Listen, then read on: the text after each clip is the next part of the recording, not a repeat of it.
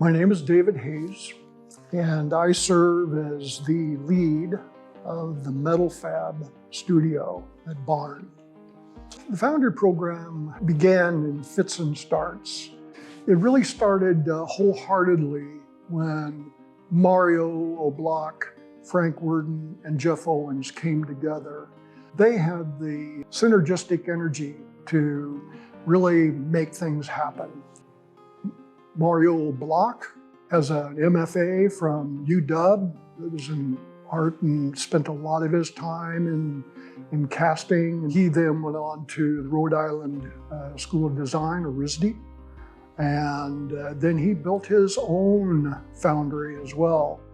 Jeff Owens is an artist that we are so fortunate to have him in our midst. The quality of his work, the detail, the breadth of his work is astounding. Frank is has degrees in engineering, but from UW. But much of the time that he spent at UW, he was off doing art in the art studio as well, and also spent time using the foundry there at UW and did all kinds of stuff. You start off with a pattern, and you can make a pattern in Jeff Owens' pattern making class, right? You have to have a positive object to build the mold around. Normally these patterns are made in halves, so they've got a part that comes apart, right? And then it has registration pins that line back up. A mold must fit within a flask. And a flask has two parts, the upper part and the lower part. So now you take that pattern and then you put one half of the flask down around that. Then you take the sand and you pour it, dump it in there and you pound it really firmly. And that's what all that stuff kind of compacts together and holds its shape.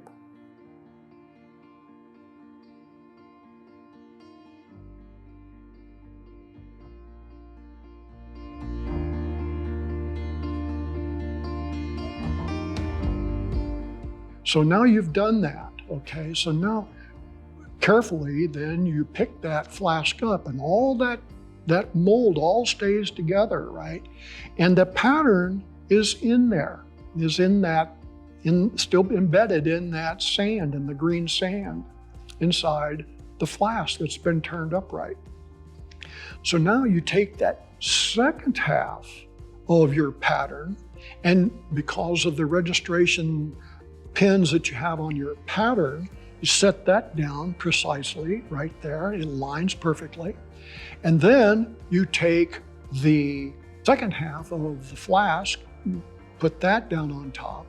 And by the way, you then take some talc, right, and sprinkle that, because those two halves of that flask have to come apart, okay?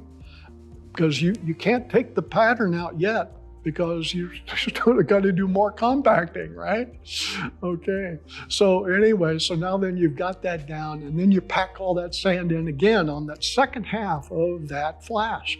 But what we've got to provide for is a way for the molten metal to flow into the mold space that the pattern has made. And so what we have is a riser, and the risers are where we pour the molten metal in. And then we have gates.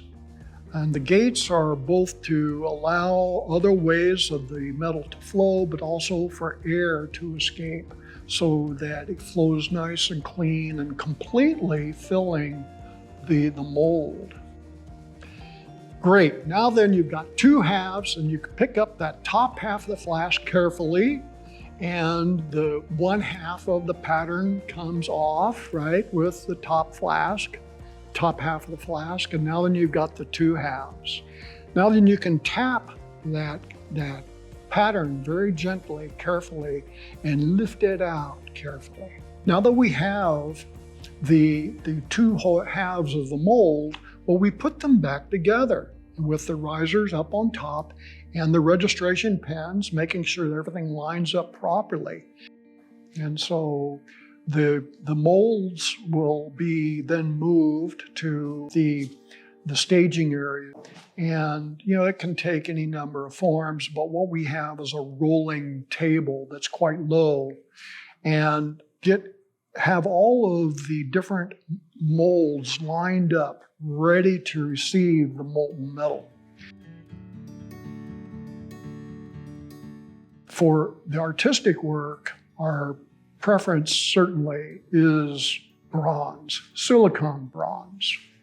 Melting point of silicon bronze is around 1875 degrees Fahrenheit. The pouring temperature is around 2200 degrees. Mario will take a pyrometer that we actually made in the machine shop. And so he takes that pyrometer and sticks it down into the metal to measure the temperature of the metal. And when he gets it up to that 2200 degrees, well, then they'll pull that out and pour.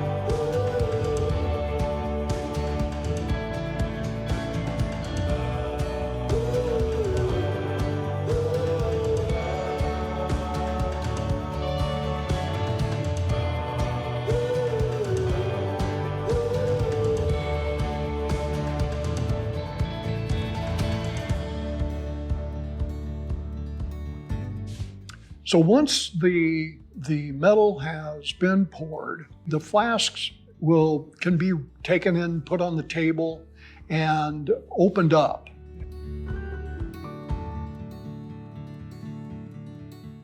What you wind up with is that casting with those gates and the risers and everything. It looks kind of like a monstrous insect. And before they're able to touch that, it's got to be cooled off. They're wearing gloves when they're breaking down these flasks and getting the sand off there.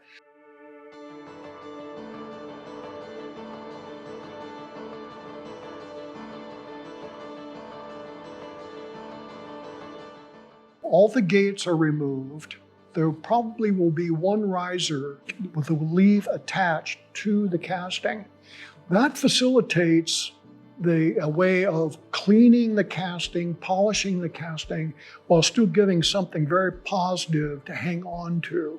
In the finish work, you're going to smooth, grind, clean up, file, sandblast possibly, any number of things that are going to go on. But you're going to refine that finish, that outside finish of that casting. And so we have the Finish Your Casting class that you can sign up for. So we have the progression.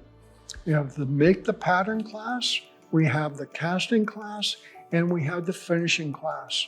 And when you start out that, it's really a good idea to start at the beginning and follow that progression That way you get the full experience of what it's like to actually create a piece of art from the beginning of the pattern you've created.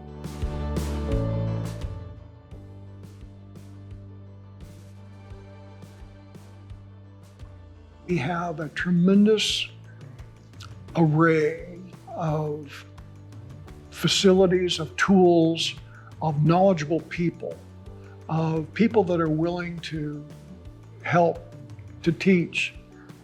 Really enjoy sharing the wealth of knowledge, the lifetime of knowledge that they've gained over their years, and whether their art or their profession.